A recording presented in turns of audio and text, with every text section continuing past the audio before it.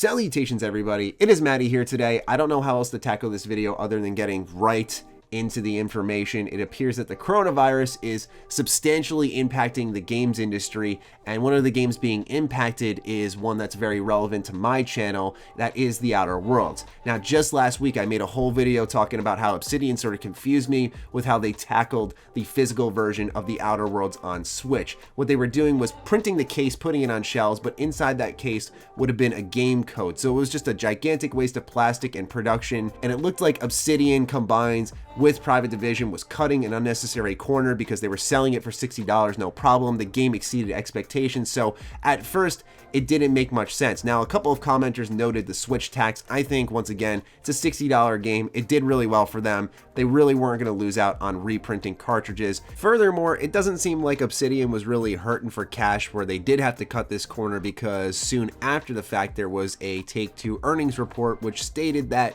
The Outer Worlds has sold over 2 million copies. Not too bad for a game that wasn't even AAA status. That's a lot of money coming in, so it just didn't add up why Obsidian wasn't going to do cartridges for the Switch. And now Obsidian's announced a delay to the Switch version of The Outer Worlds, which we're going to get into now. This is how I was introduced to this information, and we'll talk about other supplemental pieces on how this virus is hurting the games industry. We're delaying Outer Worlds on Nintendo Switch due to the coronavirus impacting the Virtuos team working on the port to provide them enough time to finish development. We'll be releasing the physical version on cartridge. Once we have a new launch date, we'll let you know.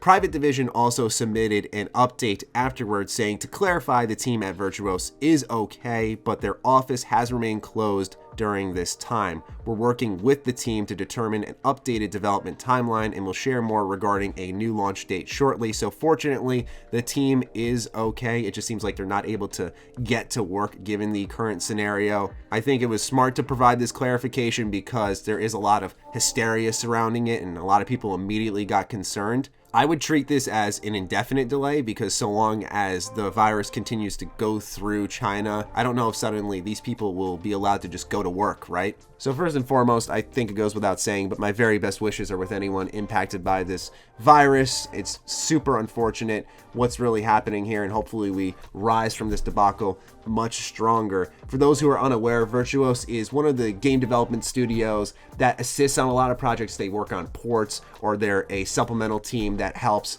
on various larger projects. So they're more of like an assistant developer, and they play a pretty vital role in some projects that I'm sure, as you can see on screen now, we've tinkered with in the past. They were founded in Singapore in 2004. They've been around for a while, and while it is fine and dandy that we are getting a cartridge for the Nintendo Switch version of The Outer Worlds, I don't really feel like anyone should be celebrating given the reason for the delay to allow this cartridge production to happen. It's just really unfortunate how the whole situation's panned out, and you're starting to see how this virus is impacting other parts of the games industry, such as Nintendo. Actually, they just said that the coronavirus is delaying the Switch production for the newest Animal Crossing model, which they had announced recently, as well as the Ring Fit Adventure game, which is also excellent, mind you. Definitely give it a look. What's going to sort of happen with this Animal Crossing model is, for now, until we find some type of solution here, is it's going to accidentally become a collector item, because it's going to be